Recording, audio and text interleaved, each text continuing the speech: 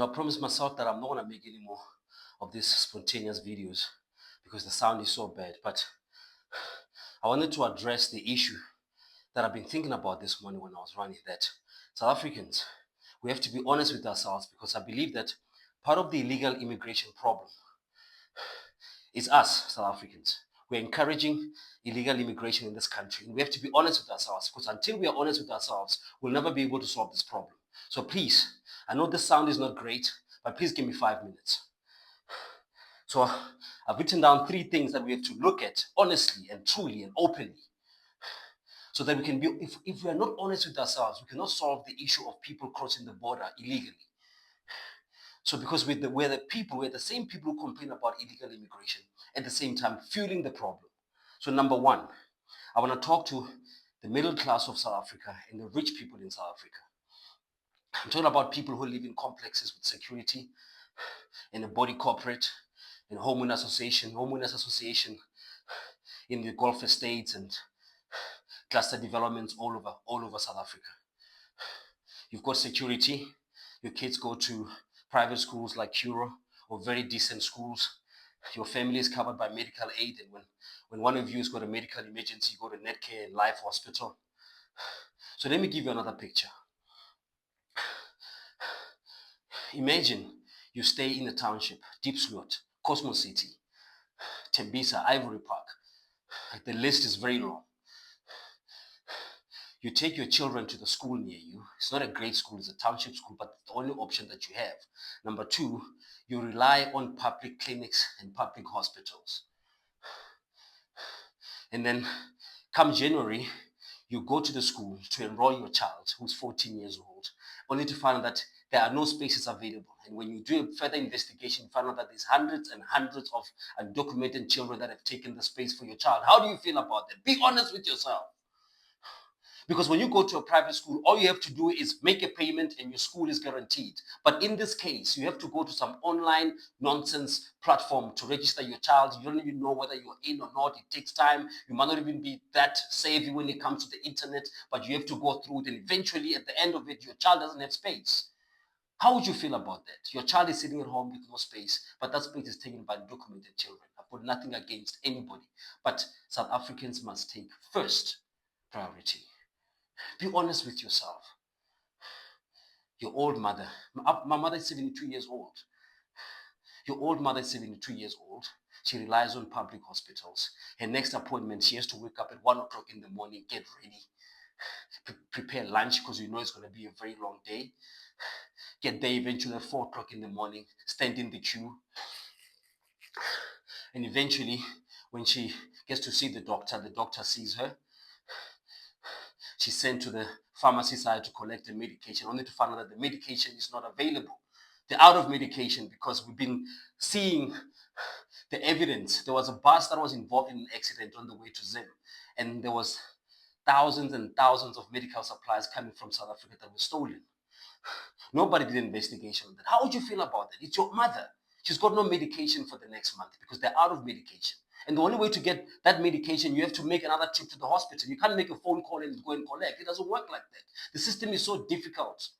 And this person is 72 years old and she's your mother. How would you feel about that? Be honest with yourself. Until we are honest with ourselves and put ourselves in poor people's shoes, we'll never understand the impact of illegal immigration in this country. And we're the ones who are encouraging it.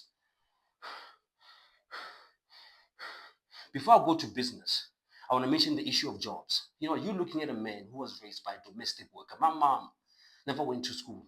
She grew up on a farm. Does not know how to write or read. My mom has been a domestic worker for as long as I've been alive. If I remember, back in the 90s, my mom earned 550 rand. She bought me clothes, bought me used clothes. She bought me toys, bought me used toys. She raised me. She bought us food. We were a happy family. But right now in 2026, a woman who was born in the rural areas of South Africa, never went to school, and didn't get enough education. And the only chance in life for her to make some form of income is to be a domestic worker. Even that opportunity is taken away from her by an illegal immigrant. And the middle class and the rich people of this country keep hiring these people because they've now labeled South Africans lazy and not serious about their work. Let's be honest with ourselves.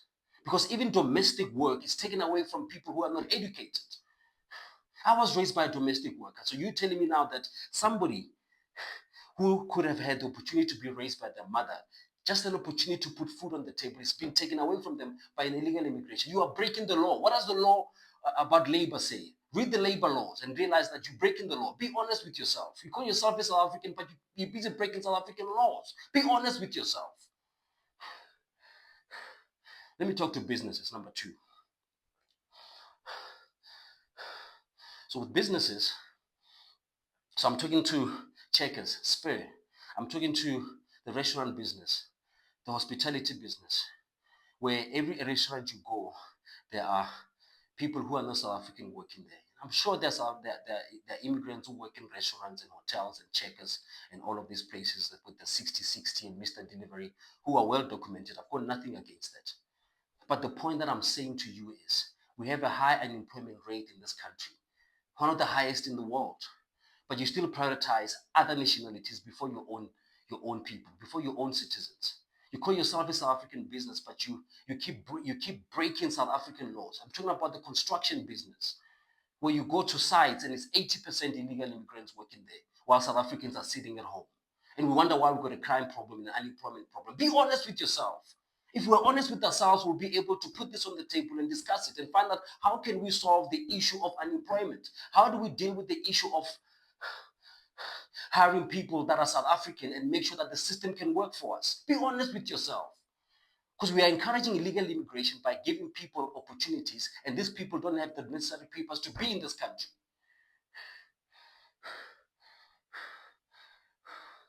I'm going to talk about the government itself and the government employees. I'm talking about the police. I'm talking about the traffic police. I'm talking about people who work for Home Affairs, people who work in government departments who take brown envelopes to issue fraudulent documents, who take brown envelopes to issue fraudulent passports to immigrants, people who issue fraudulent IDs to immigrants, people who look the other way because they picked up illegal immigrants and instead of deporting them, they collect 100 rand each from them and then they let them go. People who break the laws of the country while they work for the government to accommodate people who have broken the law in this country. Be honest with yourself. Be honest with yourself. You are part of the problem. You are creating a conducive environment for illegal immigrants to cross the border, knowing that they have a clean slate. They come in, they get free education, they can get a job without any problem from the Labor Department of Business in South Africa. They can get free healthcare, and they can just roam around the country without any worry. Because if the police pick them up, they'll let them off for 100 rand anyway. Be honest with yourself. If we are going to stop the issue of illegal immigration and deal with the issue of crime in general, we have to be honest with ourselves as South Africans. We cannot keep encouraging illegal immigration and get shocked when crime doesn't get solved. Listen, I live in the township and I've used a taxi going to work before. If you live in Diepsloot and your office is in Sandton and you start work at 8 o'clock, let me tell you something. You have to be out of the house by 5:30 or else you're not going to make it for 8 o'clock in Sandton. As people who live in the township, you need to wake up 3 hours before you start work or else you're late. Calculate the distance from Diepsloot to Sandton. That is a 3 hour preparation process. You wake up at 5:30. Think about it. You're a woman. You wake up at 5:30. You have to walk to the taxi rank because you cannot afford a local taxi to take the taxi rank because it's going to cost you 10 to 15 rand. And you cannot afford the transportation cost. It's just too much. So you have to walk to the taxi rank at 5:30. It's winter time. It's pitch black. And then your phone gets stolen. You get violated sexually by somebody. You open a case. That person is never found. And then we wonder why crime cannot get solved because that person doesn't exist. That person doesn't exist because he's not supposed to be in this country. So we are creating a problem that we turn around and then throw our hands in the air and ask ourselves, how did we get here? Because we're encouraging it. Let's be honest with ourselves. If we are to clean this country up, we need to be honest with ourselves and do the right things in our businesses, in our own lives. When you hire a gardener who comes to work in your house, it could be a great guy who's never committed a crime, but you are also taking a potential 100 rand for the day from a South African family. Think about it that way. If somebody is working in your house as a gardener and they're a migrant and they've got work permits, they're here legally, I've got no problem with that. The problem that I have is that we encourage illegal immigrants to cross this border because they know there are opportunities to get a job, to get free healthcare, get free education, and roam around the country freely, knowing that even if they get caught by the police, they'll get away with it. Be honest with yourself, South Africa.